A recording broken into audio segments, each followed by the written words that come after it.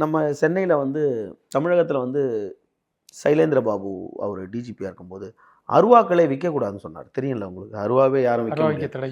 நீங்கள் விவசாயம் பண்ணுற அருவா, கோடாலி எங்கேயாவது ஒரு இடத்துல ரோட்டில் பற்ற வச்சு விற்பாங்க. மற்றபடி மார்க்கெட்டில் பொதுவாக நீங்கள்லாம் அருவா கத்தியெல்லாம் விற்கக்கூடாது அப்படின்னு ஒரு ரூல்ஸ் போட்டாங்க. நீங்கள் எங்கேயுமே பார்க்க முடியாது. சென்னையில் எங்கே திரும்ப எங்கேயாவது ஒரு இடத்துல தான் அந்த குளிர் சாமான் விற்கிற இடத்துல தான் இருக்கும்.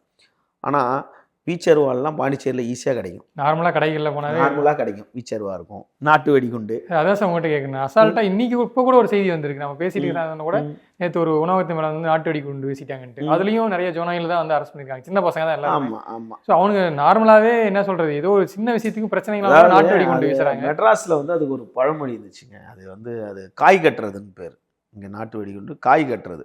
சென்னையை பொறுத்தளவுக்கு காய் கட்டுற ரவுடி அப்படின்னவங்கலாம் இப்போ காய் கட்டுற தெரிஞ்ச ரவுடிங்கெல்லாம் பெரும்பாலும் இல்லைன்னா அவங்கெல்லாம் கீழே இல்லை, மேலே இருக்காங்க. அவங்க இப்போ அந்த லெவலில் இருந்து அவங்க காய் கட்ட மாட்டாங்க. இப்போ அதுக்கு கீழே இருக்க வாண்டுகள் வந்து அதை வியாபாரம் பண்ணுதுன்னும் போது நீங்கள் சொன்ன நியூஸை தான் நானும் பார்த்தேன். ஒரு கடையில் வந்து இது நாட்டு வெடிகுண்டு அடிச்சது.